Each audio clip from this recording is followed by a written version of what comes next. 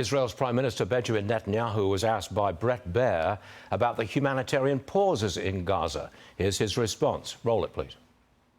Fighting continues against the Hamas enemy, the Hamas terrorists, but in specific locations for a given period of a few hours here, a few hours there, we want to facilitate the safe passage of civilians away from the zone of fighting. One thing we haven't agreed to is a ceasefire.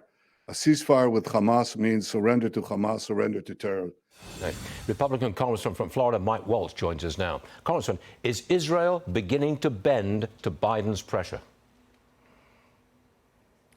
Stu, it seems to me this is the bitter pill the Israelis have come to conclude they have to swallow to continue aid, which they desperately need, especially military aid from the United States.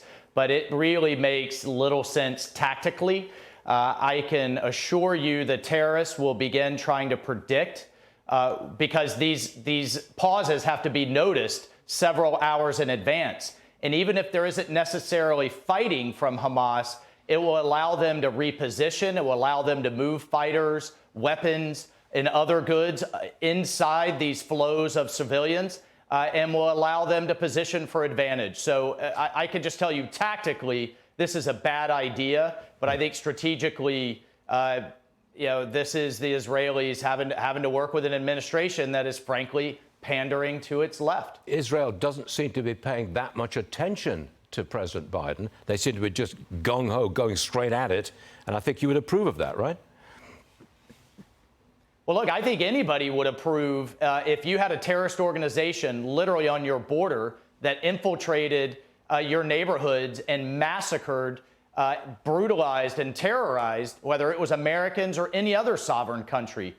They would approve of eliminating that threat. Unfortunately, it is in the midst of millions of civilians that will be used in a violation of human rights from Hamas for propaganda reasons. But I think anybody would approve of it, and I certainly would too. Congressman, President Biden meets with Xi Jinping next week, November the 15th, I think, is the meeting. What would you want our president to say to China's leader? Well, first of all, I wouldn't want the meeting to happen in the first place. I think this administration falls in the trap of diplomacy for diplomacy's sake, having meetings for meetings' sake. But what the Chinese do is they extract concessions to even have the meeting in the first place. Let me tell you what I don't want to hear, Stu. I don't want to hear the words climate come out of anyone's mouth from our side. The Chinese are opening more coal-fired plants than the rest of the world combined, and they're burning Russian coal. They're importing Russian energy that's keeping Putin's war machine rich. So there's a lot of things that I hope not to hear. That's one of them. And then what I hope to hear is shut down the fentanyl. Our relationship can't improve until we shut down the fentanyl. The Chinese know who the producers are. They could do it if they want to. Congressman, with our military stretched, I think our military is stretched, do we lack leverage with China? Well, we have to keep investing, Stu, but I think in our military, and that is going to take some time. The Chinese Navy is now larger than ours. The Space Force is larger than ours. They're tripling their nuclear arsenal. Ours is aging. But the real leverage, Stu, is economic. And that's where the Chinese seek to defeat us. They seek to literally use everything from pharmaceuticals to rare earths as geopolitical leverage. We have to bring our supply chains out. We have to begin that decoupling. If we can't get them to the United States, let's get them to the Western Hemisphere or to allies like India and Australia. But we can't have our economy be beholden to our greatest adversary that will use it against us. And I know a lot of people on Wall Street don't want to hear that, but they're going to learn one way or another when Xi uses that leverage when he doesn't get his way. Congressman, we've been running stories this morning about how we don't want American flags made in China. We don't want a battery plant in Michigan that has ties to China. We don't want TikTok.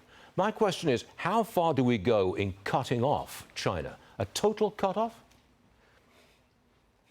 Well, look, these high-volume, low-skilled labor items doesn't bother me. I don't mind if we're buying shoelaces from Chinese factories, but when it comes to quantum, semiconductors, key materials, advanced avionics, key parts that we have to have for our defense industry that we can't get anywhere else but China. That's a problem, Stu. And so it's about prioritization. And we have to prioritize those very high-skilled, very low production, but critical items. And then separately, it's not just the mining for the rare earths that make our economy go, it's also the refining. And that's where you run into permitting reform here in the United States. And that's where we have to have this administration put their money where their mouth is, take on the progressive left, give us that permitting reform that the House has actually passed so that we can be self-sufficient or at least not dependent on our greatest adversary. Yes, sir. Congressman Mike Waltz, you make too much sense. Thanks for joining us, sir. Always appreciate it. I'll see you again soon. Right. Yes, sir. Thanks, Stu. Happy Veterans Day. And to you too, sir.